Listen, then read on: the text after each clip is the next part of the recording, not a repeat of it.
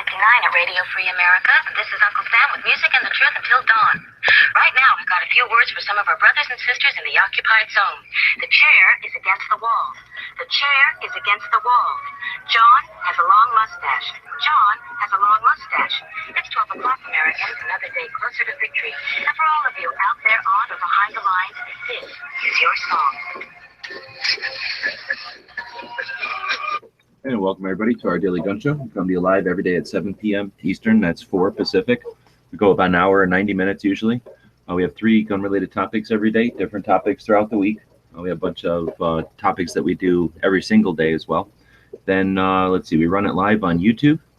We're simulcasting it over at gunchannels.com, where we're watching the live chats that are coming in. We see a bunch of people already out there today. Welcome. Let's see, when it's all over, we'll take the audio, post that as a podcast on iTunes. So we appreciate everybody who takes the time, either now or in the future as you listen to the show, to give us some feedback, to like the show, give us thumbs up or stars or whatever the platform offers, and to subscribe to our channels out there. It allows us to know where you're listening. It also helps get the show recommended to more listeners. And that's something that's pretty much crucial. We're spending a lot of time on this. And as we evaluate it every couple of months, if we're not growing, then we have to question if it's worth the time we're putting into it. So we really do appreciate the effort that y'all make by recommending the show to other people and leaving feedback out there. We've got a bunch of hosts and we've got a guest today. Let's see, we got Bob jumping in, normally from Canada. It sounds like you're close to the Texas border in Oklahoma. Thanks for jumping in. Just about in Texas. First time. Then we got Dano jumping in from Illinois. Thanks for joining. And he might have stepped away. Then we got Night Strike, since we're going to be talking about South Carolina today. Resident of South Carolina jumping in to give us some insights. So thanks for jumping in. Hey, thanks for letting me jump in. Of course, you can, tonight you'll be doing the hit or miss, right? 9 p.m. Yeah, after the Daily Gun Show, I'll do hit or miss. Right on. So yeah, thanks for jumping in. We also have Andalusia Armory, as we're jumping right on top of their time slot right now.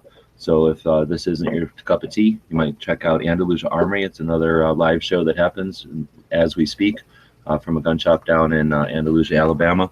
A bunch of good guys that turn their cameras on after they close the doors on Tuesdays and chat about life at the gun shop and Second Amendment stuff and all the other stuff they're interested in their personal lives.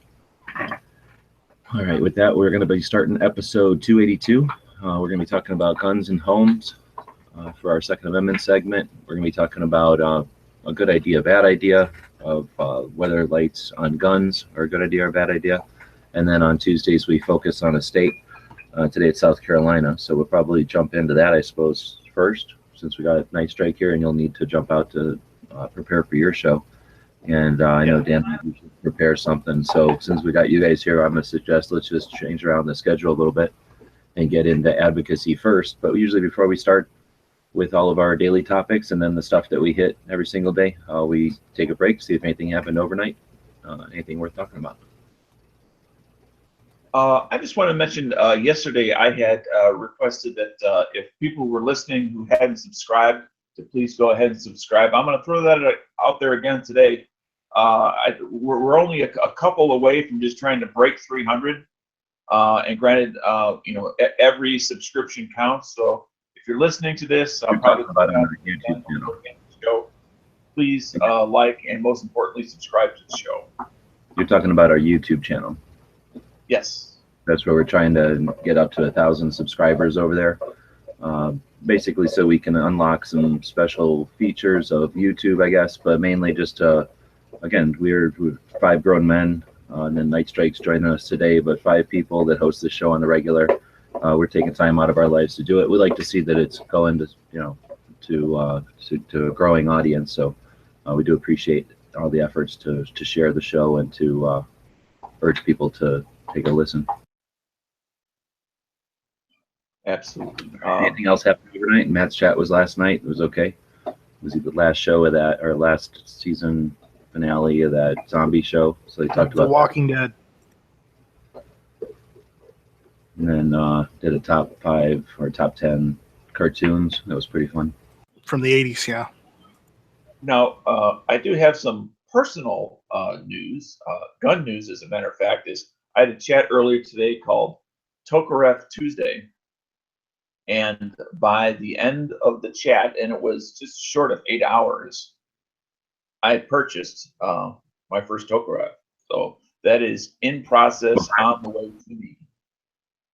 What country? Yugoslavia. Oh, right on down. I think you'll like it. So it has How much was it? It was I want to say 235. No, I think you said it was 249 because you paid the extra $10 for the pick. Okay. Do you want to know what they used to cost, Okay. or are you hearing that from people? Nope, I don't. Everything used to cost less. You don't. That I know for sure. You don't want to know But, what it costs it in Canada right now for a Russian one, eh? One thing that's a little bit different about it is that it has the Slavian state seal from when it was a communist country of the Eastern Bloc, and that is a part of history that I grew up under, as far as what that represents. The whole idea of the Iron Curtain and us versus them, and the end of the world being only moments away at any time. I mean, that's how I grew up, and it may not mean the same thing today for some of the youngins out there, as it did for us at the time. And I understand why. It's a different world, different perspective, different challenges out there. But it means something to me in the world that I grew up in. So, as well as it's a very cool round itself. Did you name the chat that knowing you were going to buy one, or did you just name the chat one that to talk about them and then talked about them so much you talked yourself into buying one? Ironically enough, I got up the middle of last night. There was no one on gun channels to talk to, so I started looking up Tokarev stuff.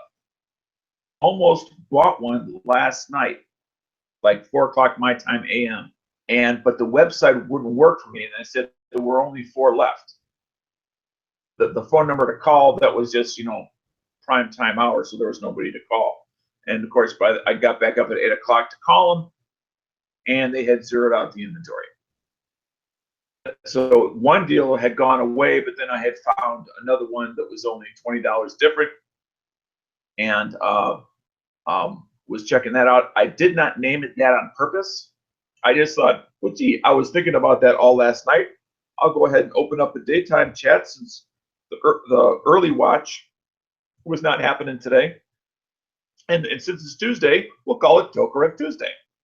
And then with no intent, ended up at the end of the day purchasing a Tokarev. Right on. That's a pretty good story. So it's Tokarev Tuesday. Yeah, that's pretty cool, Dano. I think you'll like it. I mean, basically they're a Browning design, so I mean, my thought behind it is I was looking for something different, something with a little bit of history to it. Would be more of a, because it is kind of a little bit more powerful of a round, different than what I have, not intended to be a concealed carry gun. At least not for me. No, it's definitely not a concealed carry gun. And something that if, people, hear it or shoot it, they might say, what's that? When you it's not a Browning design, it's a Tokarev design. I won't know for sure until it ships, but I get fill out the 4473 tomorrow. It's Tokarev T33, Dano. Got it from the Southern Ohio Gun. Yeah, but it's a T33, right?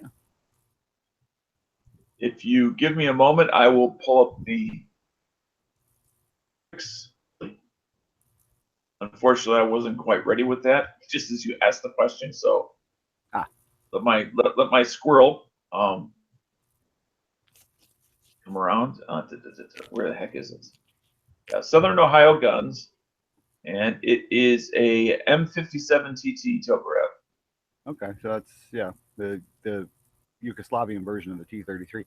If actually, from what I've heard, is internally and functionally, it looks a lot, pretty much identical to a Browning design. So he may be credited with it, but I think there was a lot of Browning influence in it. So that's why I always say it's a Browning design.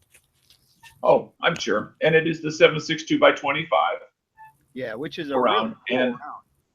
It's and for those people who do buy guns online, if you have the option of paying a little extra to get what's called hand picking, I would highly recommend that you do that. A little assurance that you're going to get the best of what is available. Were made a long time ago. Is in perfect condition. Anyway, very happy with that, and that is my my world of guns. Morning gun adventure. So that's going to be a new thing for the show. Every Tuesday, you're going to buy a new gun, new Tokamak. Well, as soon as we get those subscribers up there, you never know what might happen. Figure we just need to bring that up to about $5,000 a month, and then Dano's buying a new gun every week. Sure. yeah, they do that. I'll start buying a new gun every week. All right, well, so let's dig into the show. We got Nice Strike here. He lives in South Carolina. We talk about a state each week to focus on its firearms, state of the state. Dano usually comes up with a synopsis of it. You have one of those this week? Yeah, and Nice Strike and I had talked before the show, and he's going to go ahead and cover the state of the state for today. We did talk about it. I do have notes, but if you want to help, that would be great, Dano. Okay, let me, if you can start off, and I will, given a minute, try to be right with you. All right. We were going to talk about South Carolina, about the laws currently in South Carolina, as well as some of the upcoming legislation, right? I believe that's what we were going to do, because that's what I want to talk about. Let's just go down through the list, I guess. There's no purchase requirements in South Carolina, just so we get that out of the way, because you had mentioned that you gave me a list earlier, and Right. we're not required to have a purchase permit to buy any firearm in the state of South Carolina. That much is good. There is no registration in South Carolina. Also good. There's not an assault weapons ban in the state of South Carolina, which is funny. Is why would there be one when the state of South Carolina itself has many businesses like Palmetto State Armory, FN, Daniel Defense, making firearms of that type in South Carolina. Some of them are also military contractors as well. So, what else? There's no magazine limits. You can have a drum, you can have a 30-round magazine, you can have 40, 50, even those weird 60-round magazines. You're good. All right, so now we get to the part about carrying, okay? You need a concealed weapons permit here in South Carolina. You get that from SLED, South Carolina's Law Enforcement Division. There's no open carrying. We're going to talk about that in a few minutes, in a minute or so. I do have, but before you continue, I know you're referring to pistol. What about long guns and open carry? If you'd let me finish, I was going to go over that. Okay. Okay. So yeah, you have to have a concealed weapons permit to carry a handgun in the state of South Carolina. Now there's a few exceptions. Now you can open carry as long as you are in the process of hunting with a hunting license. So you can, if you're going out into the woods to go hunt, deer or whatever, you can carry a sidearm on you as well as a rifle, without any repercussions, as long as you have that hunting license with you. That's number one. Number two, it is legal to keep a gun in the main console of your car or your glove box without a permit. So there's that there too. Any questions so far? Nope. Seems pretty straightforward so far. Okay.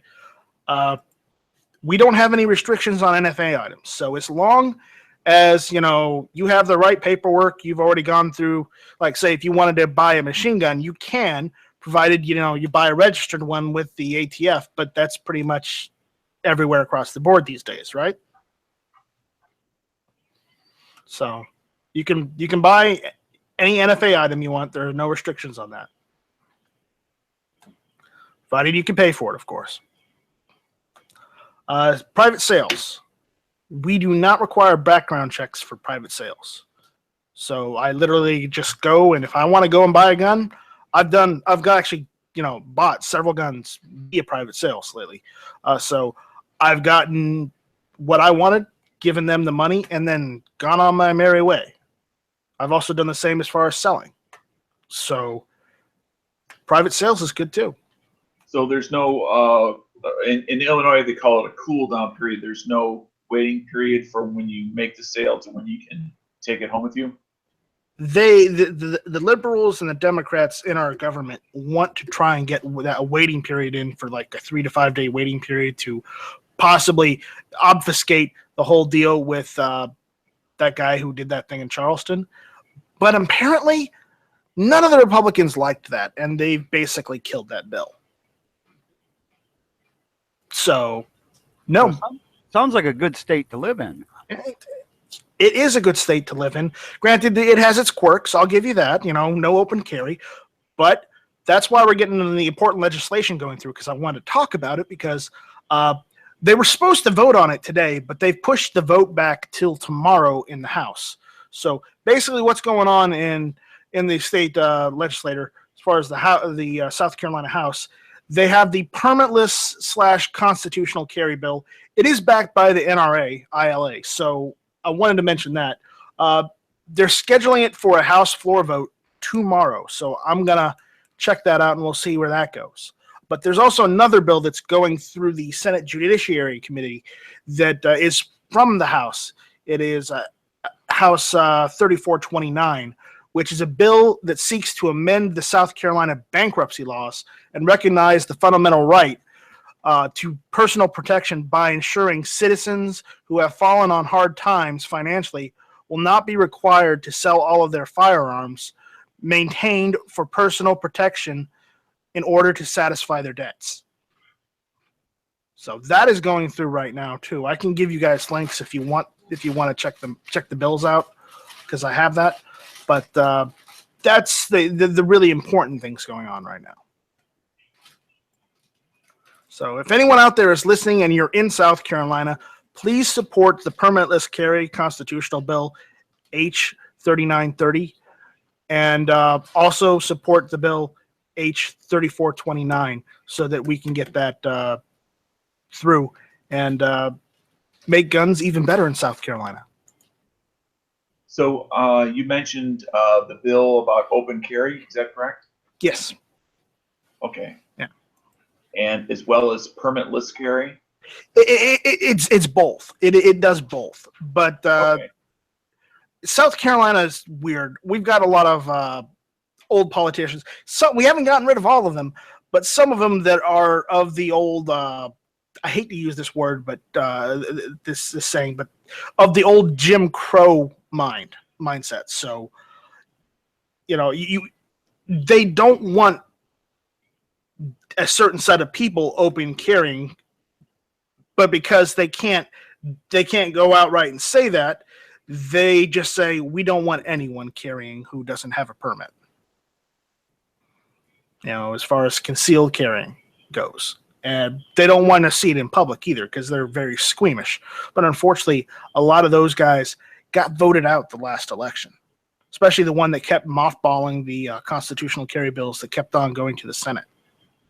He was the judiciary chairman, and he got voted out by a guy who's actually has a way better NRA rating than he did.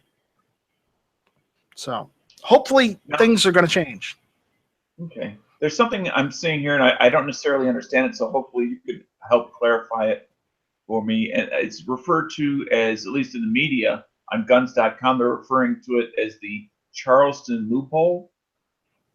Are you familiar with that? They're talking about that waiting period where they want to change a waiting period from like 3 to 5 days, so that we can't just go down and pick up our gun and take it home like we can here in South Carolina. Hold on. I'm not talking about that at all. The Charleston loophole is what Hillary Clinton tried to coin as a term for the length of time that the FBI has when you do a 4473 and you're delayed. So when you do a 4473 at a store, you're going to get approved, which means you just follow through with whatever the local customs are. If it's most of the country, you just take your gun and go home. Some parts of the country, they impose a waiting period after you fill out 4473. So if you get approved, it goes right through. If you get denied, it says you are not buying a gun. You've been denied through this process.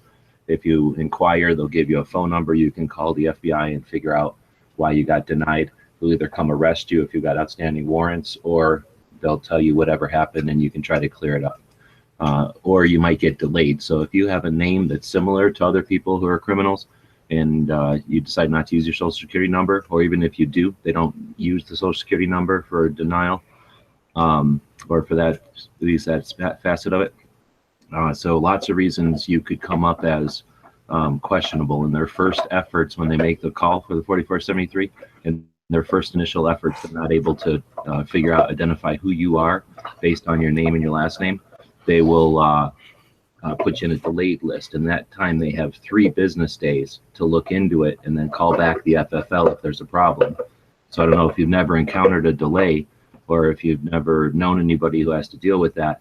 You'll fill out your 4473, you're all happy, you just pay, you're paying for your gun, you're picking it up or whatever, and you get a delay. Now they're going to say you got 3 business days and then you can pick it up. So let's say it happens on a Monday or Tuesday, 3 business days later, if no call from the ATF has come in before then, there's no further obligation with the store. They've obliged their instruction, and then they can transfer the gun off to you. In that 3 days, though, the FBI is going to continue to research it. It's going to go from the initial call center up to an actual agent who's going to start looking into it. Now, maybe that's because your name is similar to somebody, or I don't know, for whatever reason, they decided to tag you. You're on some kind of an invisible list, and they're now inquiring more into your situation. If in that 3 days they figure out you're good to go, they'll probably call the gun shop and say, case number whatever, 4473 number whatever is good to go. And then the gun shop will call you and they'll say, we got a call back. You can come pick up your gun anytime. Or they're going to call back in that 3 days and say, that person's now delayed. Don't sell them the gun. And they only have 3 days in which they can do that follow-up, and potentially, I don't know what the hell the situation is, that you would get delayed instead of denied initially, and then up to 3 days later, the FBI is going to call up that gun shop and go, uh-oh, we found a criminal. Deny that gun. You cannot transfer that gun. That's the situation that Hillary sees as a problem. In that 3 days, the FBI doesn't have enough time, so they're calling that 3 days the Charleston loophole. She wants to change it to 5 days. What does that matter? I don't know. Nothing. It's just an infringement for no fucking reason. There's nothing about the 3 days that's dangerous. There's nothing about the 3 days that's even necessary. So it's Hillary's attempt during the campaign to create another confusing, potentially in her mind, dangerous facet of firearms transfers. And it was just basically a place that her political strategists figured they could see an angle where they could take a nibble, and where we might not fight it, because if they're going to dangle, I don't know, universal background checks over our head and then say, well, maybe an alternative, maybe a compromise will be to extend that 3 days to 5 days. Because the longer they increase that time, the more time that a gun's sitting on the shelf, that a gun shop owner now can't sell it or won't sell it because the transaction's in the process of being done, so that they're not making money on that gun. That they got to deal with, the regulation of keeping track of that gun, and then of course, however many phone calls it takes, that's manpower, hours. It's just a slight on the industry. She knows it's not going to do anything except impede law-abiding gun owners, which is going to discourage the fly-by-night gun owners from bothering. If it's a hassle, they're just going to quit buying guns, and she's hoping that that's probably the game. I agree with all that, but I think Dano was talking about Bill S-516 here in South Carolina specifically. they called a specific bill in South Carolina the Charleston loophole? Yes, it's a bill. It's a bill that was done by one of the anti-gunners that is from Charleston. It's a Senator Marlon Kimpson. Basically, it's a bill here in South Carolina where he wants to try change the days from 3 to 5, and he's not getting much support in the Senate, let alone the South Carolina government. So no worry on that one.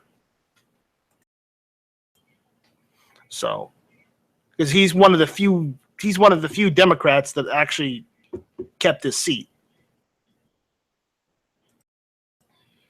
So that specifically, and you don't want to know about the bill. It's just all it is was just to change the days from 3 to 5 in the state of South Carolina, not anywhere else in the United States. So there we go. And no, I've never gotten a deny. I don't know anyone that has ever been denied in the state of South Carolina. I know it's optional to put your social security number on the 4473. I always do so just so there's no shadow of a doubt, because there has been times when my FFL has actually called them up and they have actually asked for the social security number to check it. So is South Carolina shall issue for concealed carry? I think so, yeah.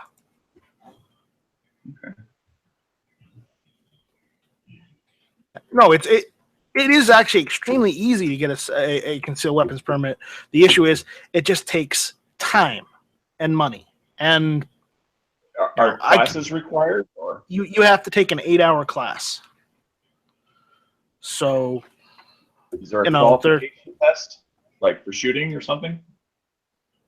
You have to take a course. That's all it is. I don't know if there's a shooting test necessarily. There might be.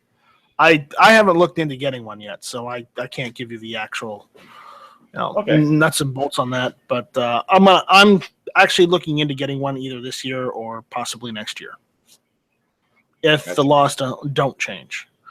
So I'm really hoping that we get open carry so that I don't have to worry about it. That would be great, But if not, I'm going to have to get one, because in the state of South Carolina, there's also, if you have a concealed weapons permit, while you do have to fill out a 4473, he doesn't have to call NICS and run it through. Mm-hmm. So that would be preferable. My other question, which is more of a really general question, is South Carolina many years ago used to be a clearly beet red state. What's the current leanings of South Carolina today?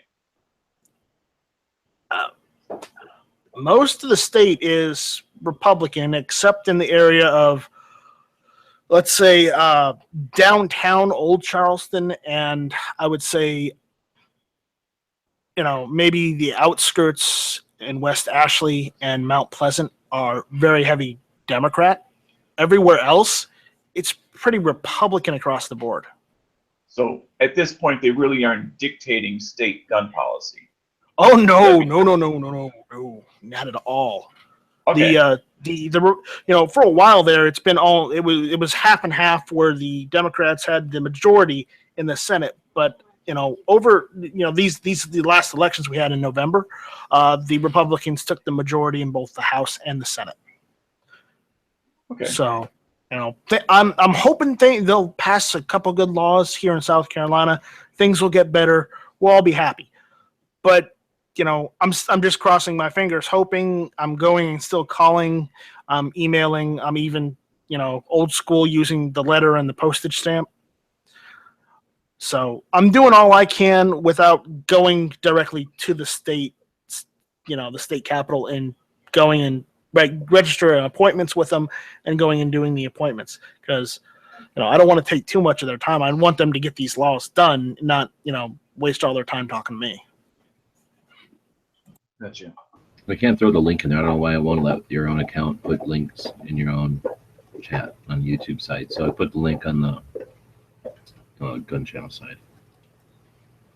Okay. Yeah, that we were talking about. But I was trying to link to you there, Tony. It won't link. Yeah. Let me throw in the gun channel side the two bills I was talking about earlier, just so that we're all on the same page. All right. Well, is there anything else to talk about with South Carolina? I don't think so. I mean, unless you guys have more questions. Now, if anybody's got any specific questions, feel free to throw them out in the chats here as we're chatting here. Nice Strike will be with us still. Now, you might be thinking, why do we care about South Carolina? I'm not going to visit there. I don't live there or whatever. Maybe live on their side of the country.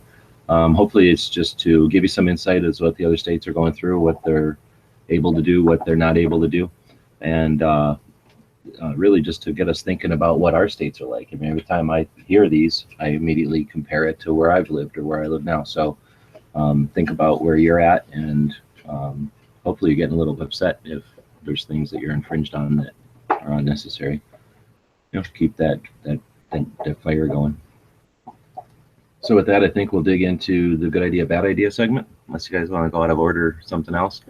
But between the first segment and the second segment of the show each day, we like to feature one of the members over at Gun Channels. Gun Channels is a community focused on firearms. We built it a while back. We built it. We run it. Night Strike's one of the admins. I'm one of the admins. Dano's one of the admins. So you're talking to the people that help run the place. It's not some faceless entity overseas or anything like that. Like I said, there's lots of things to do there, and to keep people aware of it, to thank the people who are over there doing it. We feature a member each day. This week I do have there's a theme going. Yesterday was, forget, looking, pink, I think. No, it was Dead Horse yesterday. So it was Dead Horse yesterday. Today it's Mark 32812. An interesting username. I'm not sure if I know that person, at least not based off the username. But it's one of the members over at Gun Channels, and they are interacting with the site quite a bit. Well, that's why we like to feature the members over there. And this is one that, like I say, unless it goes by another name on in the chats, this is one that I don't remember interacting with. You guys know Mark? Yeah, I do remember. It's been a while. Okay. So like I say, we do have a theme going on this week with the people we're featuring. So if you can get it from Dead Horse and Mark, then feel free to throw your ideas in there. Otherwise, maybe going on throughout the week, it'll be more clear. But with that, we will, what am I doing? Mark is yesterday or tomorrow. Well, I guess I'll just do them out of order. So let me, made a mistake there because I was scrolling down. I will move this one to here, put Mark up in today, and we'll just switch it to Priest tomorrow. So it's going to be Priest. So now you know 3 of them. What? And maybe that'll give you some idea who we're talking about, or what they have in common. All right, so madness. So we'll get into the good idea, bad idea segment. Okay. Putting lights or fixing a light on a gun. Good idea, bad idea. We'll just start out with a quick left to right. Bob, good idea, bad idea. Is he still there? Sorry, yeah, no, I'm here. Fixing a light to a gun. I think it's a good idea, but I don't do it personally. Dano, good idea. Bad idea. I think it's a good idea. I have my home firearm that I keep for the home. I have a light on it. Just because you have a light on it doesn't mean you have to turn it on all the time. If your situation would be best that you not turn it on. All right. Just doing good idea, bad idea. Now you're saying like a paragraph. Night Strike, good idea, bad idea. Good idea. Unfortunately, I don't have any rails on my handguns. That's all we wanted. What the hell? And then I'm going to say good idea as well. So we all pretty much agree, but now I'll go in and give it all the what you guys were trying to say when I interrupted you. I just wanted to get across and see if we were even in disagreement here.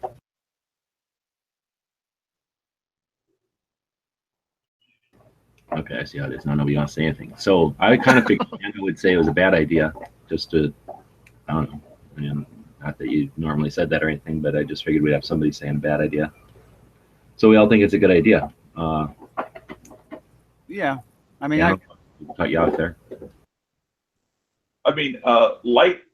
Granted, this is about attaching it to a firearm, but light especially in a home environment, I think is absolutely required because you need to identify what is your target, or is it not a target at all? It's simply somebody you got up in the middle of the night to the refrigerator.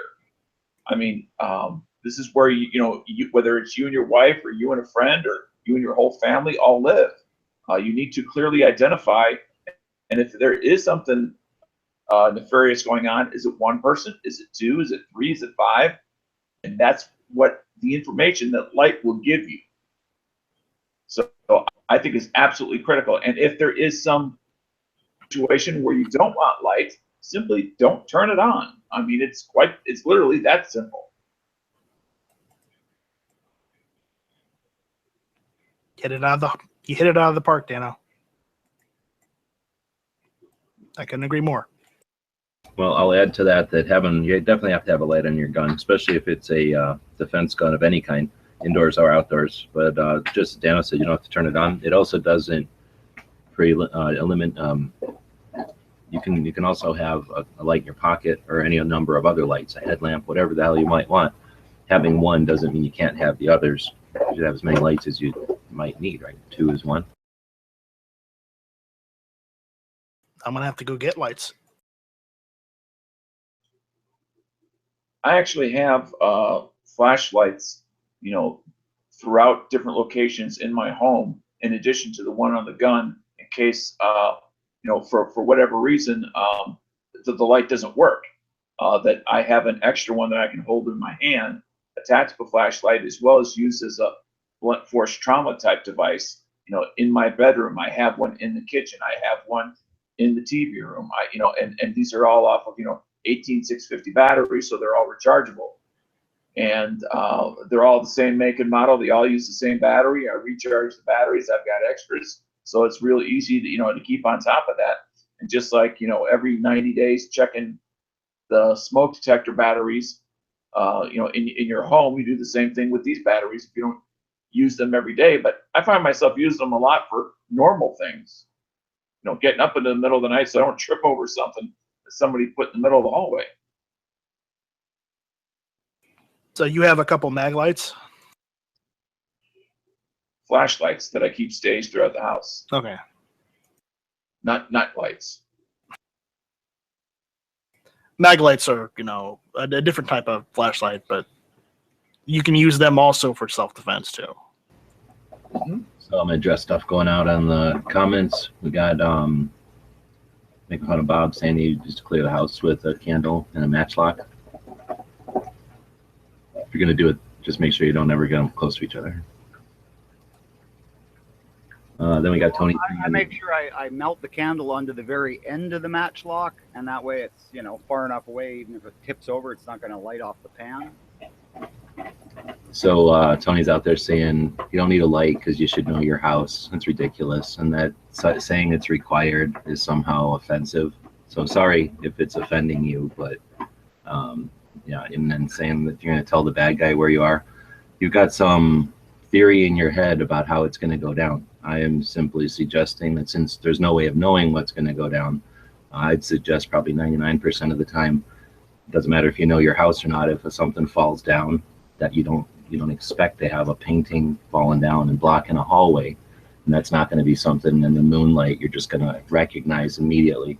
If you're under any amount of stress, what if there's a fire, or what if there's just a cat loose in the house, or a bat comes down the chimney and knocks over a bunch of stuff? So it's unfamiliar territory.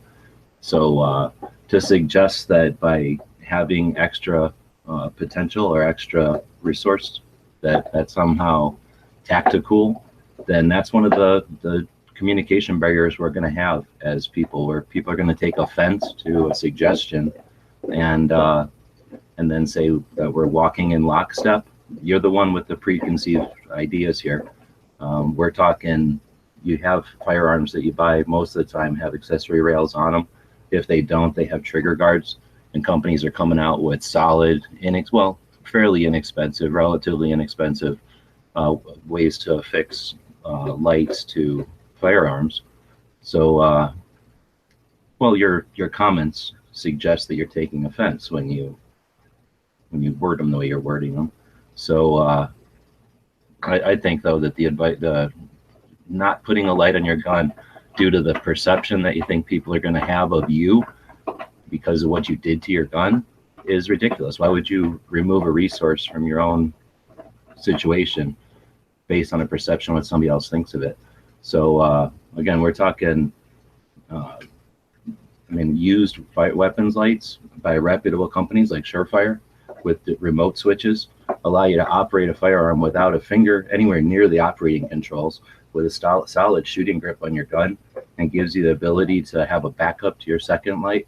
More importantly, knowing exactly where your gun's going. I can't imagine being in court and having a situation where it was a dark out or dusk and you've got to explain why you acted in a certain way, and then having that same situation in a court of law where you had a light on and the attorney can turn down the lights in the room and show what you could see and how much more illumination you had based on a weapons light.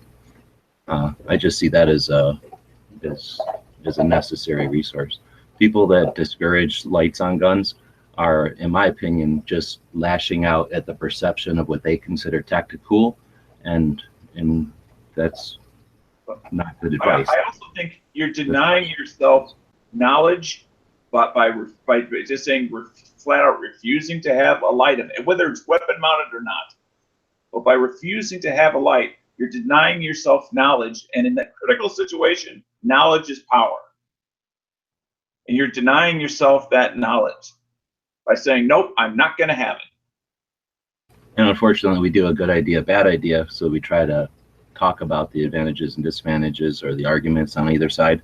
And since we all agree, I took Tony's opposite opinion from the chat because it's the only thing we had to go off of. So if you don't want to be a participant in the chat, then of course don't chat.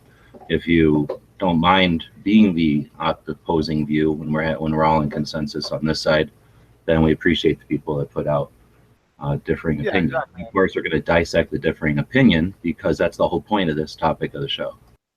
Yeah, and right. we do appreciate like Tony bringing that up, because otherwise we'd all be sitting here agreeing. And there are always 2 points to every,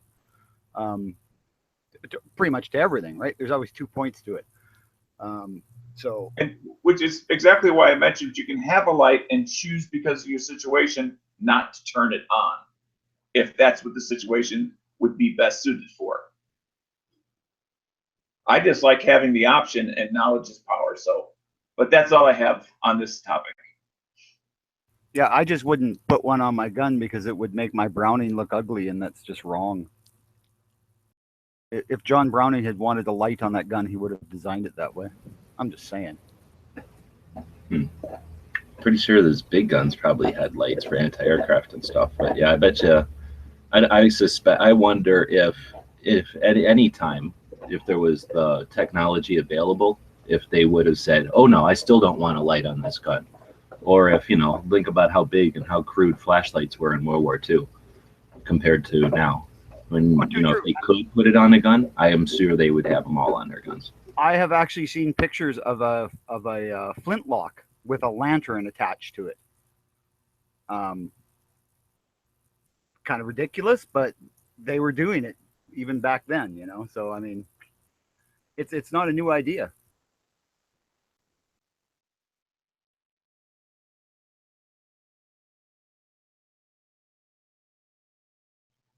All right, so where do we go from here? I guess on to the next topic, because we've solved it for everybody that having a light on your gun is necessary, and you're foolish to not have one without it. But basically, be risking life and limb to not have a flashlight on your gun. All right, with that, we'll move on to what do you guys want to do? Guns in the home, or jump into one of the other topics? Shit, it's a tornado.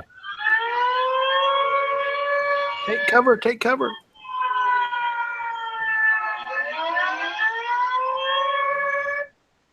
Hillary is coming. Hillary is coming. Hillary is coming. Run for the hills. Yes, it's time for the tactical pop quiz of the day. So those of you over on YouTube, put your cursor down in the box, get your fingers limbered up. Those of you over on gun channels, you certainly do the same. G-Webs, you going to give me the hand out on the, as my assistant, lovely assistant today? No, just a regular assistant. That's a regular assistant. Okay. I need a regular assistant on the YouTube side. And I have a question. I'm going to read it twice. I will keep an eye on the gun channels if you can keep an eye on the YouTube. The question is as follows. What year was the infamous tactical response established? What year was the infamous tactical response established? I don't know why you put infamous in there. Jim, Okay, famous. I'm sure glad I didn't volunteer Famous. to help because I would have had the wrong question. Smith Smythe. Not 1984. It's not 2004. It's not 1999. I want all 4 digits. Go, winner. Angry. 1996 is when it was established. Tactical response in Camden, Tennessee. Ho, ho, ho, ho, ho. So congratulations. Angry, you are today's tactical pop quiz winner. You know what to do. But as a part of our browsing campaign, or not browsing, what do you call it? I forget what it's called. Anyway, head on over to dailygunshow.com/pop-quiz. Fill out the form, and congratulations. Now, G-Webs, do you have the updated picture? No, I'll be back in a minute. Oh, okay. G-Webs has something to take care of. He will let us know if he has the updated picture when he gets back. But anybody want to give their version of the tactical hotshot, or you want me to do it? I can do it again. Oh, I didn't hear you do it. I'm sorry. All right. You're the tactical hotshot of the day. All right. And on that note, congratulations, Angry. You are today's winner. Now, on that note, let me just do a little housekeeping thing here. Take care of that so we know where we are and what we've done. I'm trying to help. And this,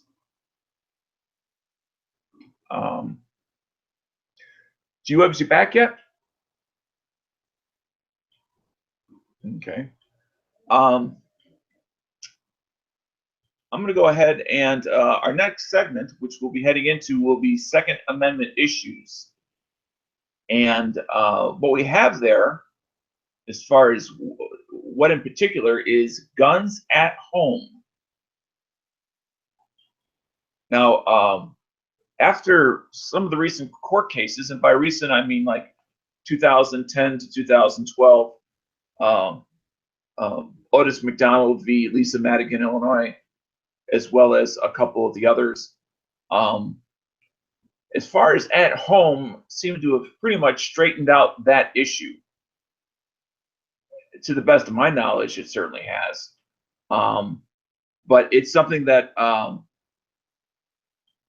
we know that there is a large amount of people that believe that the Constitution and the Bill of Rights is a living, breathing, i.e. changeable document. And of course, it is changeable. That's how we got rid of slavery.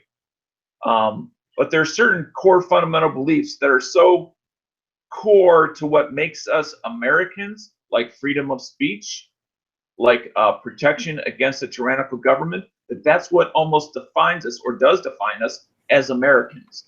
They are that fundamental to who we are as a collective, that they cannot change. If you change that, we're no longer Americans. We're something else. Right. You've got mail. Sorry about that. Oh, no, that's okay. Everybody loves AOL mail. You've got mail. Yeah. No, but I'm not one of those people. I believe that the Constitution, at least the Bill of Rights part, which, give us these fundamental, rights, they're not supposed to be taken as a living, breathing document. They are, I hate to use this correlation, but they are set in stone, in my opinion. They are, just as good as the Ten Commandments. Not to make a biblical reference. Yeah. You know, Well, you don't change them. You don't you follow them to the letter of the law. Yeah. It's you know, if I'm going to give an example, and it may not be a good example, but for those of you, not that you believe in God, but if you understand what other people believe in, is you cannot be a Christian if you do not believe in a Christ. It's that fundamental to what being a Christian is. And if you don't, and in my opinion, if you don't believe in the freedom of speech, the right to protect yourself against tyrannical government, the right to protect your privacy and your property from that same government, that is just as core as the other thing as to what it means to be an American and have the United States of America as a form of government and country. And if you don't have that, you don't have that country. You have something else. You may use that same name, but you don't have that country.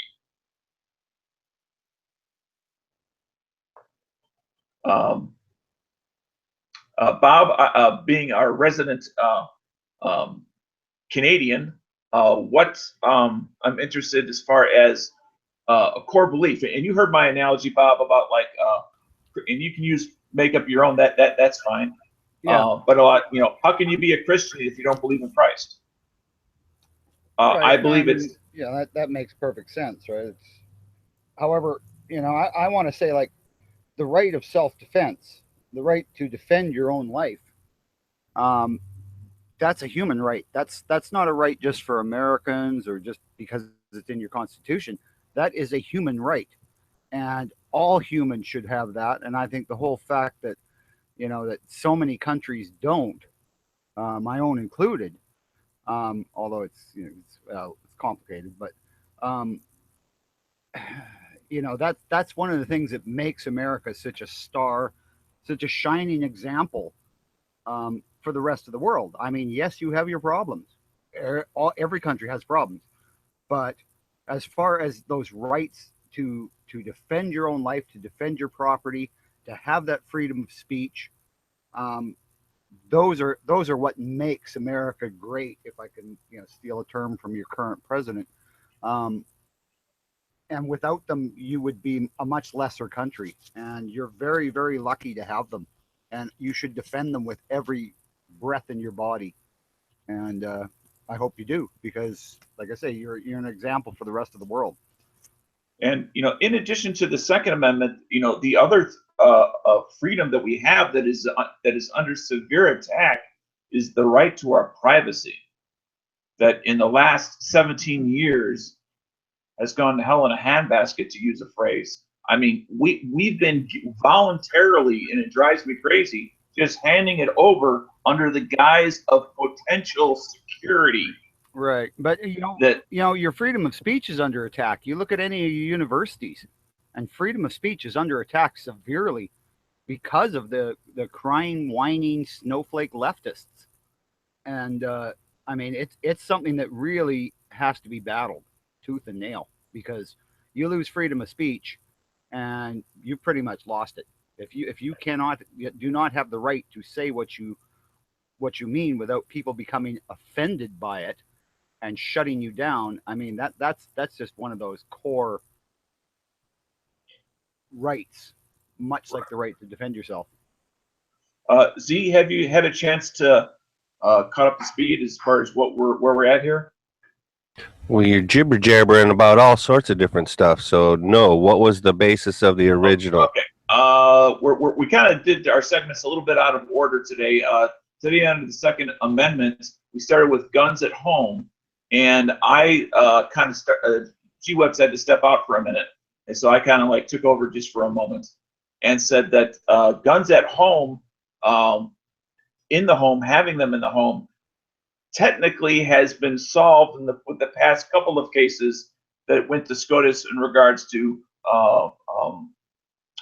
Otis versus Lisa Madigan, state of Illinois, as well as a couple of the other cases that have happened since 2010, 2012, in regards to the right to have a firearm in your home to protect your castle. Not every state has castle doctrine. Not every state has stand your I ground. didn't mention castle doctrine. I just home. Eliminate castle. home. I understand that, but there is a duty to retreat in some states. Well, I'm referring to, okay, I'll refine it a little bit more. To protect your life when under threat of death, potential imminent harm. So what's the question in there?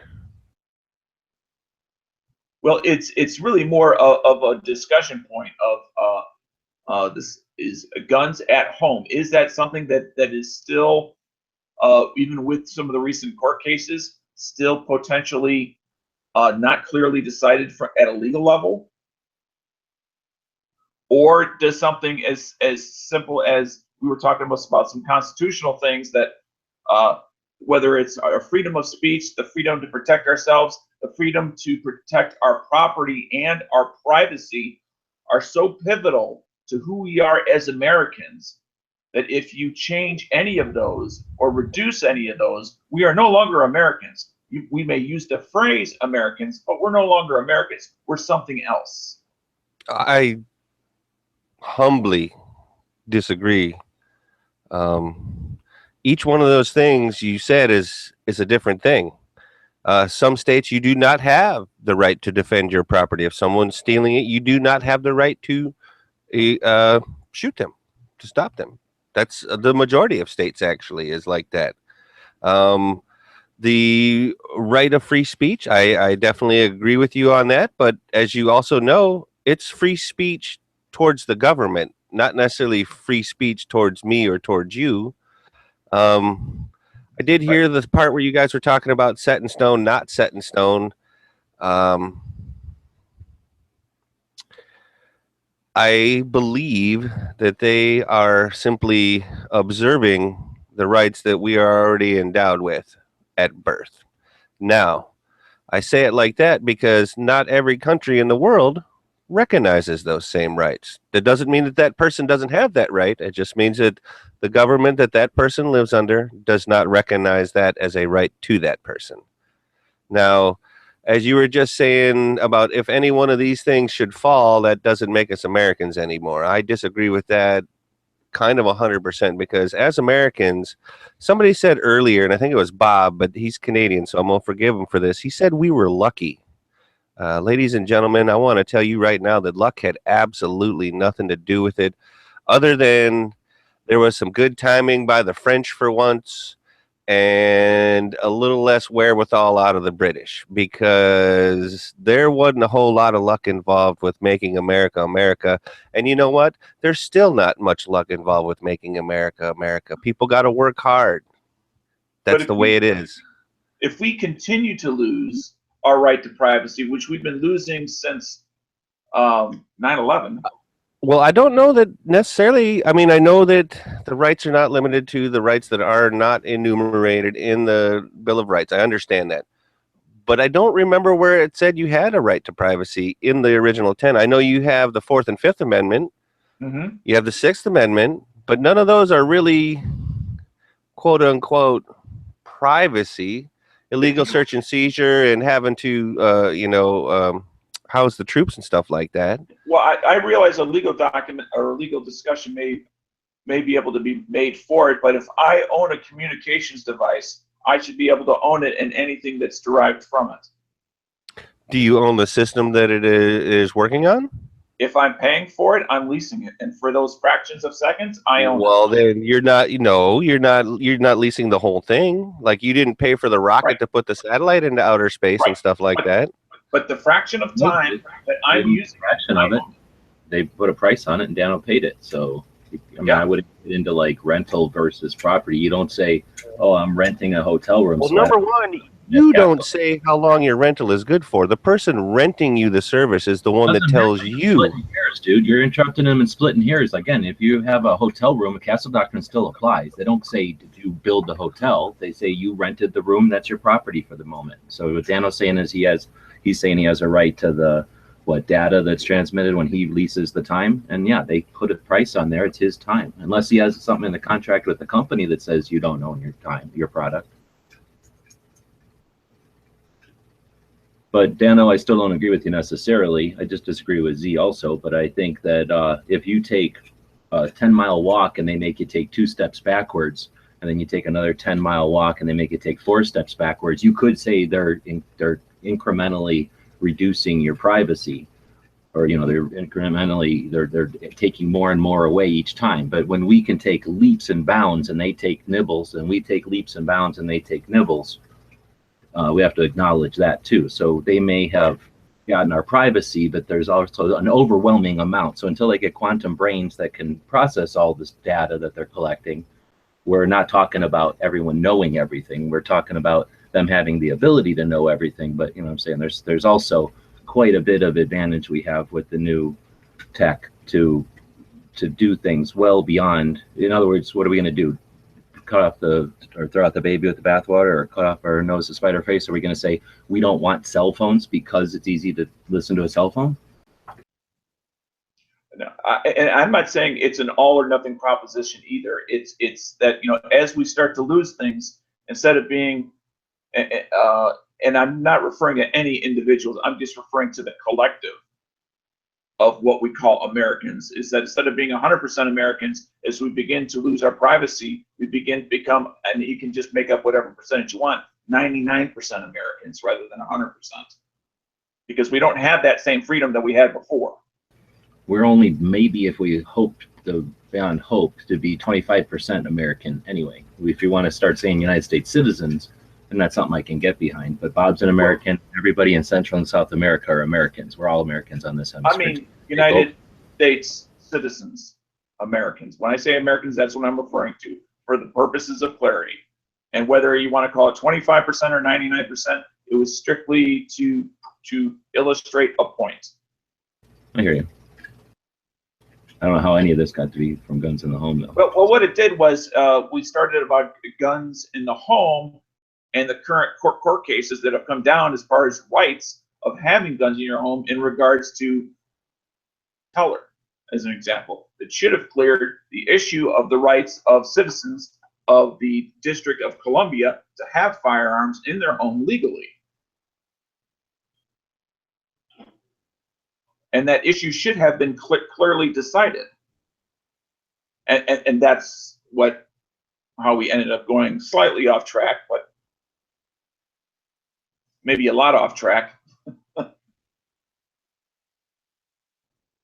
I just wasn't, I was just trying to take it wherever it kind of seemed to go. Right on. That's sort of the model of the show. So, I don't know. Do we keep going on that one, or do we want to move along? I don't know if that was our best topic ever. I'm not sure if I did a poor job, a good job, or if I didn't let other people have their say. You did the job, so that's really all that matters at the end of the day. Job got done. All right, so I don't know, if anybody else has anything, we'll dig into it. Otherwise, we got this gun of the day that's been bouncing around. I think Bob threw it in here. We've been moving it since we don't even know what it is. Is this a gun, or is this just like notes to yourself, like your password or something? Sounds like a disease from Asia. We need a mask? I don't know if Bob's not with us anymore. SAR 48. SAR Bomba 48. Yeah, I'm trying to think of what it was now. Well, because it was a couple of weeks ago.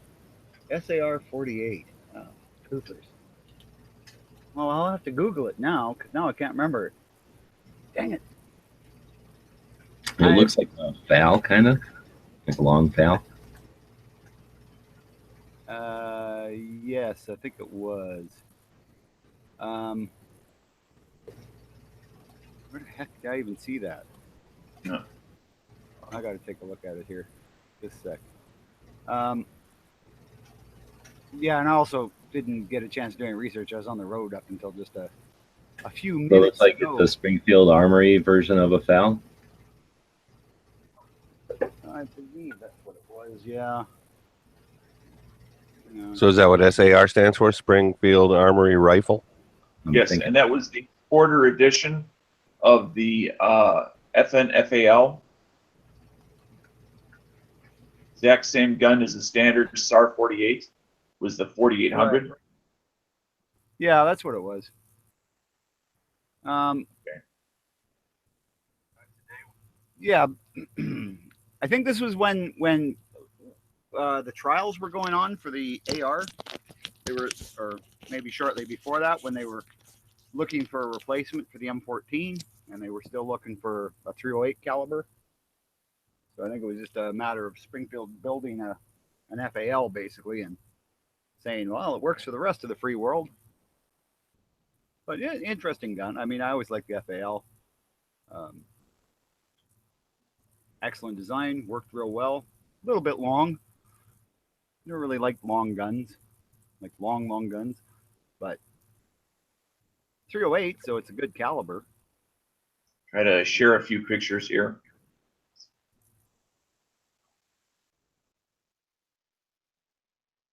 Hey, G-Webs, would you click on the one that says Jack the Dog, please? This one? So what has that got? It's got magazines, the bipod. You think that's everything that came in the box, probably? Let's see. Let me click around on the picture here a bit. I You got a doubt it bipod on the front, carry handle. I doubt it came with the extra mags, and I'm not sure if it would have come with that extra handguard, unless that's supposed to be for like barrel swap. Well, and plus, yeah, that looks like two bipods then too, right?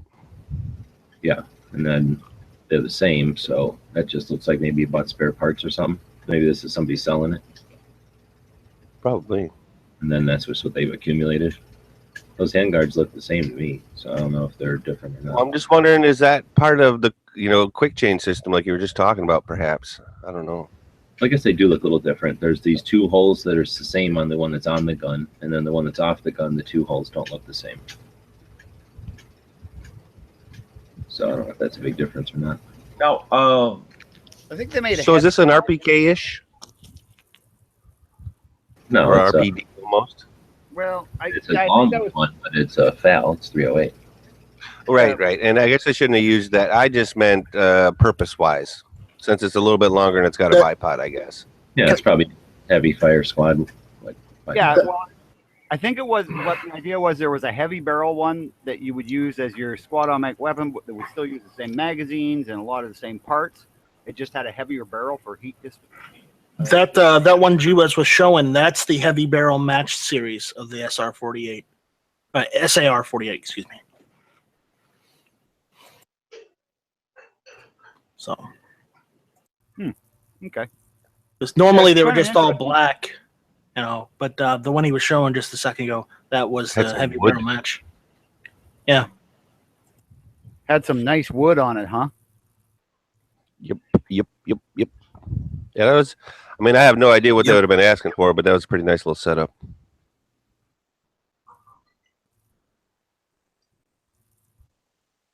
So, did it never make it into full production? Is that what I'm understanding?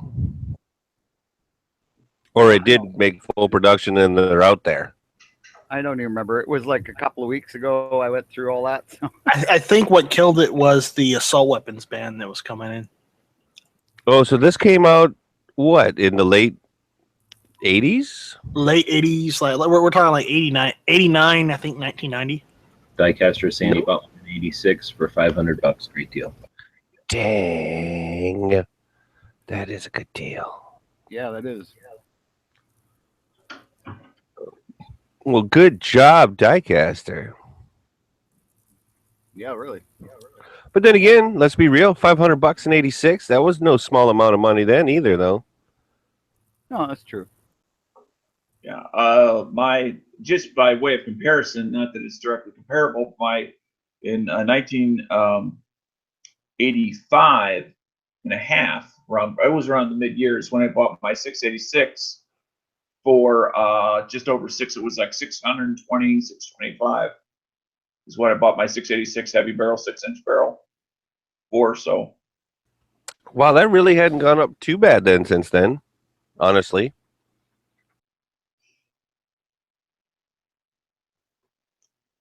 Yeah. Because they're still around 7-something usually for a new. the New on sale. Excuse me, new on sale. yeah, the Python at that time was about 780, just 790. Yeah, and pythons right now are just through the roof. I was looking at them at the Tulsa show, and holy cow! Like they're up over 1,000. Well, anything from anywhere from 1,000 to 2,500, depending on what kind of shape they're in and Yep. what the barrel lengths are and stuff. So I'm going to take it that nobody on the panel has owned a SAR 48. I'm glad that somebody in the audience has, so we can get a little bit of Yeah. reference to it. But Mhm. at some point, whether it be today or another day, I think it'd be interesting to hear Bob's kind of lowdown when he has his solid internet connection on his show experience in this show.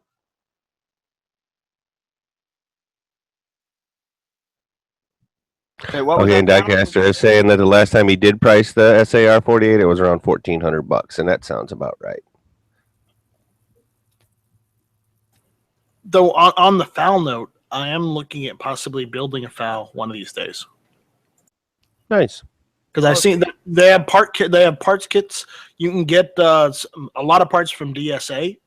So I was figuring, maybe getting a parts kit, getting everything I need to build one, and go and build one. That would be a fun project. And they're excellent guns. Like I fired when the Canadian military switched over to the AR platform, they sold all ours off like cheap. Then they outlawed them a couple of years later, but or made them prohibited weapons. But yeah, I got to shoot a bunch of them, and even ones that had been in the military service for like 20 years, still shot really well. And when you figure, that's all our army had time or did was practice, so they had a lot of rounds put through them, and they were still in excellent condition and shot really well. But again, just I couldn't get my head around buying one because they were so long, and I've always been into the kind of shorter guns. Kind of fits me.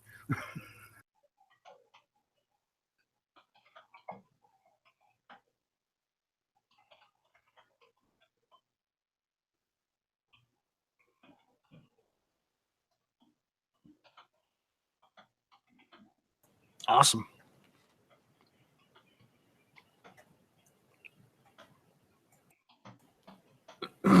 So, Dano, you still there? Yes, I'm just trying to take care of a few administrational things. All right. Right, I do want to go ahead and take this opportunity. At the beginning of the show, I asked those of you that are listening that may not already be subscribed to the show to please do so, and we were a few shy of hitting the 300 mark. We're still a few shy of hitting the 300 mark. So if you are not already a subscriber on the YouTube side, I would ask that you go ahead and please hit the subscribe button. Would greatly appreciate that. Thank you.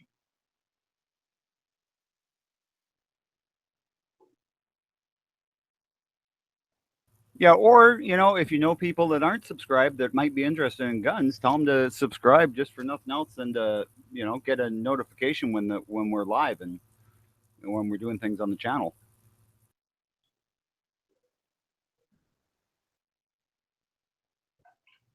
For Bob's antics when hilarity ensues. Hey, I've been too tired for that lately. I'm old and I'm doing a lot of driving. No antics, Bob? Come on. Oh man, I told you I'm tired, man. I only did 300 miles today, and I'm like, well, I didn't even 300 miles, but yeah. Oof. Well, I was getting up at 6 in the morning and going to the museum and find out it didn't open till 10. Nice. And that's another example of something that I think we ought to reserve for the daily show is the debriefing on that.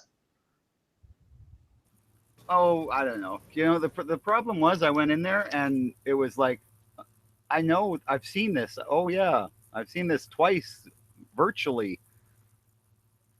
And yeah, it was kind of like, oh, I went to see the things that people didn't look at long enough for me, but yeah, it was really hard to get excited about it because I felt like I'd been there. We did such a good job on the last 2 times we did tours, virtual tours.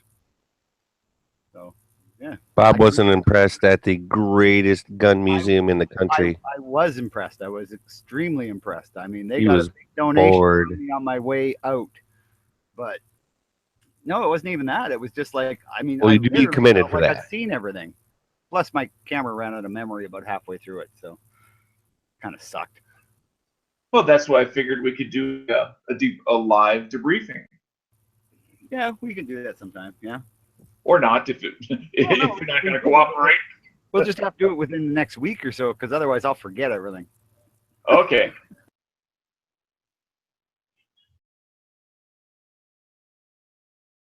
All right, I'm going to hand my official baton, if I ever had one, over to somebody else. And you Right. got to remember, I'm going to be seeing Edge on the weekend, and that's going to involve a lot of adult beverages. You mean beer? Which one of you two has bail money? That's what I want to know. Probably Edge. Yeah, it better be Edge, because I won't have any. All right, so Dale dropped out. I'm assuming Nice Strike will have to jump out at some point to get his chat started. We'll be winding it up here. We don't have a gun shop of the day, Bob. Have you checked out any gun shops along the way? I did just see one today. Well, I wouldn't. Well, it's going to be a gun shop right now. It's a surplus survival shop. Very interesting. Where was that at? Sign on the side of the road. Shit, I left the card out in the truck. I'll give you a rough update on it, or a rough idea on it, and I will get the details for you in a second before we leave. But it's basically a lady owns it. She's it's all on her own dime. She's been running it for 2 years now. It's got surplus supplies, like, you know, buckets of food. It's got uniforms. It's got no guns yet, but she's working on getting her FFL. It has a gun range, though. A nice little outdoor pistol range. Gonna have a rifle range in the next year. Really an interesting place. She's actually a little bit notorious because she's had a problem with some of the local politicians. We go into that maybe in another time, but it's yeah, really a neat little place, and it's someone who's, you know how we talk about how we're losing gun shops. This is one that's trying to become a gun shop. It's already a surplus shop, but they're working on becoming a gun shop because that's one of the things is they're very pro Second Amendment. You know, she was carrying a gun there, and like I say, it's got a gun range there. So yeah, a very interesting shop. If somebody else wants to talk for a little bit about something else, or we'll go into something else for a minute, I'm going to run out and get the info on where it is and the name and everything. Right on. Well, I was just going to add, as far as just bringing it one more second back to guns at home, yes. I think guns at home are your right as an American citizen. Good idea, bad idea, light fix to guns. I personally, I think it's a good idea. Whether it's my AR or my Glock, I got lights on both. I don't know how that ended up going for the conversation on either one of those. I'm trying to think what part of South Carolina I've ever been to in my life, and I think it was Myrtle Beach. So that's not much of a representation of the gun laws of South Carolina, but I'm sure Night Strike handled that part. Yep. So if we're talking about Myrtle Beach, since we're about to talk about the gun movie of the day, every day we try to talk about a movie that's gun related to remind people of a movie you haven't seen in a while. I'm going to add one in here. This TV show called what's it called? Eastbound and Down. You ever seen this one? On HBO with the guy with the Jerry curl. Right, and mullet and cornrows, depending. And that show, there's 4 seasons of it. I only ever saw 1 season, and then I binge watched all 4 seasons recently, and man, it's hilarious. Anyway, they go to Myrtle Beach for a while. Every once in a while, there's a gun in it. I think they're anti-gun. Oh, well, I don't know if they're anti-gun. It's just that they, like when they were in Mexico. Never mind. You did watch more than the 1 season that you just said that, right? I'm just making sure. Yeah, you're not gonna spoil it. Because when they went down to Mexico, I thought there were definitely. I thought there were more guns. Yeah, they play with guns in the show, like they're just props or whatever. So They definitely don't care about guns. They're not trying to put them in a good light. They don't go out of their way to put them in a bad Right. light. Well, it's baseball. I mean, Yeah, it's just a funny show or whatever. But anyway, it's not really gun related, but it is Myrtle Beach related. Anyway, I just figured I'd throw that out there if you like. and Kenny Powers is hilarious. I mean, just really funny. There's a lot. It on the surface is just kind of make fun of rednecks or whatever, but you definitely it's just it's like a Seinfeld or something, just playing on society and playing around with some of the stuff. Sorry, what movie is this, or is it a TV show? It's a TV show. It's 4 seasons called Eastbound and Down, about a down on his luck, used to be semi-pro type of baseball player, and then his like ups and downs and wanting to be famous and being famous and rich and then being poor, and it's just kind of funny. Yes, sounds yes, interesting. indeed. So anyway, though we're talking about the movie of the day, though today is one that was suggested to us from an email, and it's called Carbine Williams, Jimmy Stewart. I think we've talked about it before, but has anybody seen it since the last time we talked about it? I don't think I saw it when we mentioned it before, and I don't ever remember seeing this movie. Is this the guy who's supposed to have designed the M1 carbine from jail? I don't know about the jail part, but it's about the guy who invented the carbine. Yeah. Okay, because what I'd heard is he had actually done time in jail, or was in jail when he came up with the idea for it or something. But yeah, interesting story. I think I've seen the movie. I'm pretty sure because I've seen lots of his movies. So. I'm in the same boat, so I'm pretty sure I've seen it, but I don't remember it at all. So I'm going to give it the 1 thumbs up because I'm sure it's good. Probably 2, but I can't verify that one. So we're just going to throw it out there. I guess since none of us have seen it, we can't really review it. But it's Jimmy Stewart. Like you, I'll give it 1 just because it's got Jimmy Stewart in it. I mean, unless it's his worst movie, which I doubt it is, then it's going to be a good movie. And then if it's about that, it's probably semi-propaganda after World War II, I'm guessing. So it's probably pretty cool. Yeah, you're probably right on that. So we'll leave it up to the audience who might have seen it or whatever. After World War II that it came out. Yeah, it is an interesting. Or no, it wouldn't have been before World War II. I mean, after World War II, because we used the freaking carbine in World War II, right? So it'd be between World War I and II. Well, no, I think the story came out after World War II, though, because the carbine was kind of developed right at the start of World War II. So I think the movie it was actually done after World War II. Oh no, yeah, I'm sure the movie's after. I mean, Jimmy Stewart did his movies after World War II, really. So I'm saying because he was in World War II, being a hero. Right. Yep. So it was based on something that happened between one and 2. That's cool. Yeah. But it does make me want to watch it. Anyway, I've got the name in that of this shop, and it's called Save Yourself Survival and Tactical Gear. Now, they do have a certified NRA instructor, and that's the husband. But the owner is Nicole Neal. I can't pronounce this name. It's Okataha Road, Okataha, Oklahoma. So anyway, it's spelled Oktaha Road, or that's Oktaha. That's also the town. But anyway, they are on Facebook, so you can look them up on Facebook, Survival and Tactical Gear. So they do teach courses. They're NRA certified, RSO, rifle, pistol paper, and steel targets. Very, very cool people.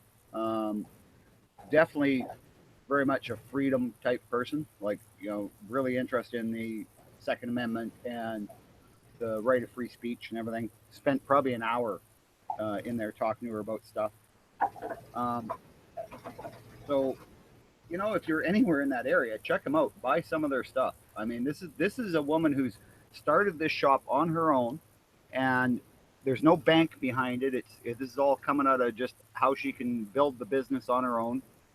And so, they're working at turning it into something. It's a pretty neat little, as far as the survival and tactical gear goes. It's got a fair bit of stuff. And like I say, it's got a gun range, $10 a day for a full day, $10. You can shoot all day. So, I mean, that's one of the cheapest ranges around that I've seen. I may have to check them out. next time I'm through there. And like I say, they're it's not that far out of Tulsa, so you know. It's too bad Dano's not here because I'm looking at their Facebook page and they have picnic tables. Oh yeah, What? they've got, well, no, and they've got chairs and a coffee pot. It's everything Dano likes in a store. It's got like bar stools at the counter and a coffee pot, and they're real friendly. They'll sit there and chat with you, and then look after customers, and then come back and chat with you some more. So yeah, really cool little place. See, picnic tables right there. Oh yeah, That's out front. Yeah. that's I guess that's the range they got there. Yeah.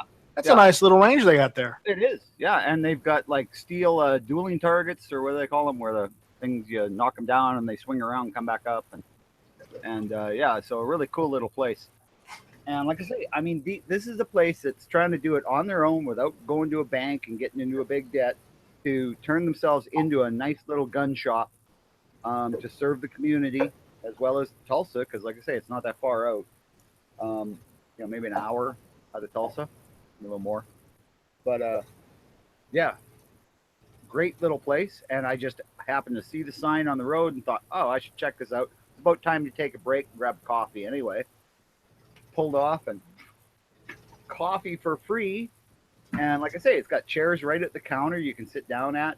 It's got along the front window, it's got a row with people have their business cards and pamphlets and stuff like that. So just the kind of shop you want to see.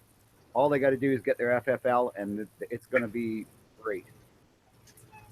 So yeah, that's a gun shop, or not gun shop, but at least surplus shop, survival shop. And $100 for a 147 meal pail of food.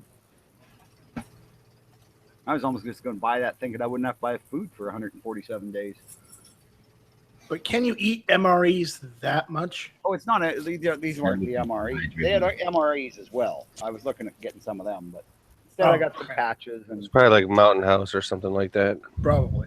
Yeah, it's something like it's all vegetarian. The stuff that's in the buckets, which It would says, just be yeah, that fine. kind of sucks, but you're expected to hunt to get the real good stuff anyway. And at least the vegetarian stuff, it'll keep you going. Keep you It's gonna- alive, Dried beans and stuff. If they can fit that many things into a bucket, it's not going to be anything with water in it. No, it's like beans and rice and that kind of stuff. And Yep. all freeze-dried stuff, But, So it looks Freeze like dried.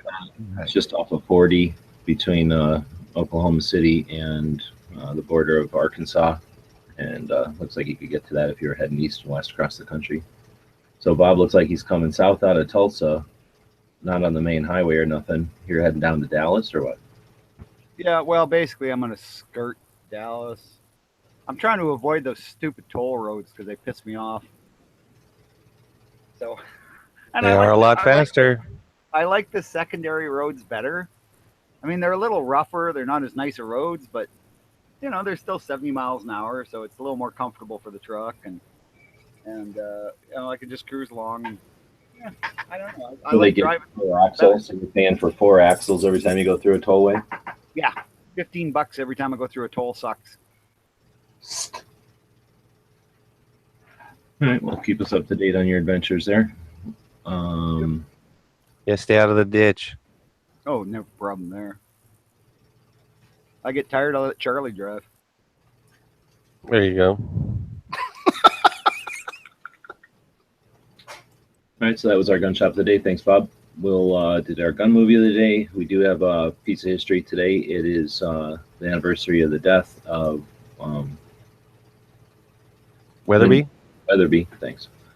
Oops, picked the wrong one. It was. Why can't I find it here?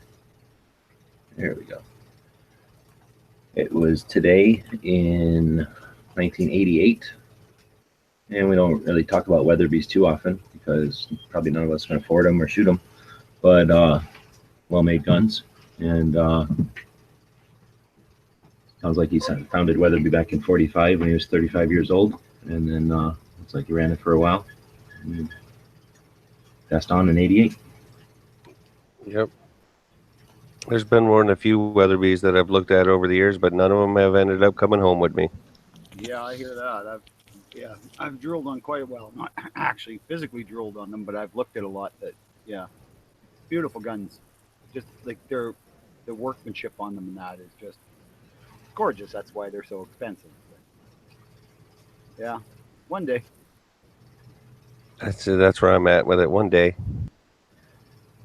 I also want to remind everybody that we've got the upgraded storefront, I guess you could call it. We're calling it the 24-hour gun show. It used to be called the Trading Post over on Gun Channels. So any page on Gun Channels, just click on Community, head down to 24-hour gun show.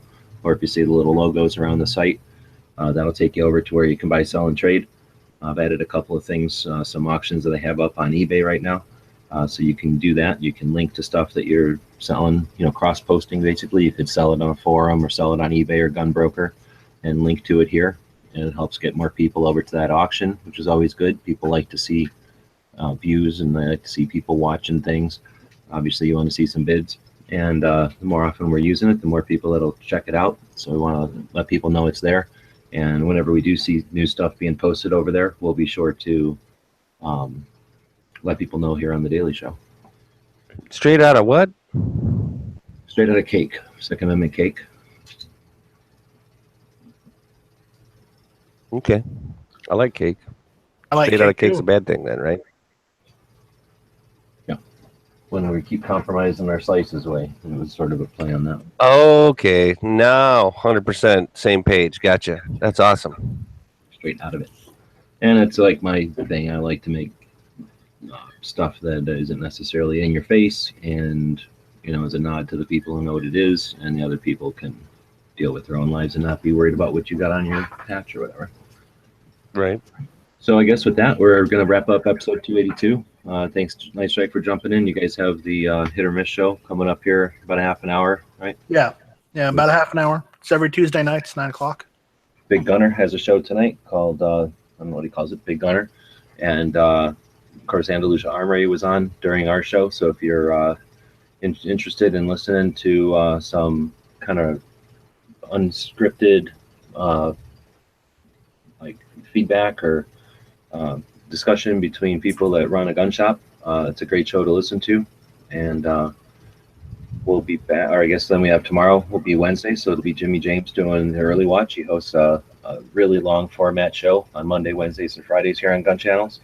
So if you're listening to the radio during the day and like to listen to something gun related instead, or if you're doing something like I've done occasionally where you're working on the computer or doing something that lends itself to it, you could join in the discussion and be part of the talk, which is always fun. And of course, every evening, Pink runs a lobby on Gun Channels as well. So if you're in doing same situation, if it's the evening and you're looking for something gun related to do, head over to Gun Channels and check it out. Otherwise, we'll be back here same time tomorrow, 7 p.m. Eastern, 4 Pacific, for another show. We're going to be episode 283. We'll talk about CCW and the states. We'll talk about a top 10 gun wish list. And then, of course, it's our tactical quiz on Wednesdays. Looking forward to that. We'll see you then. All right. So with that, we will wrap her up with our usual quote. One thing I did want to mention before I go is the gun range, the instructor, the NRA instructor at the Save Yourself Survival Tactical Gear store is Chad Neal, and he is an Iraq veteran. And I would just like, number one, thank him for his service for everybody. And he is your instructor, so I mean, obviously he's got some experience. Now, on that, we will wrap it up with a quote. I want to remind everybody too, please subscribe and share this video, share the podcast, and like and I don't know, thumbs up or whatever it is. So anyway, our quote today, it was submitted by Cycle Camp. Thank you for submitting that. Saves me from trying to find one. And this one's by Stefan Molinex, which I should be able to pronounce being he is a Canadian. Anyway, if benevolence is not reciprocal, it is suicidal. And that's a good point. On that, thanks everybody for watching and listening, and we'll see you all tomorrow. The guys and gals of GunWebsites.com encourage you to take a CCW class every year, practice at least once a month, and carry every day. Thanks for watching GunWebsites.com.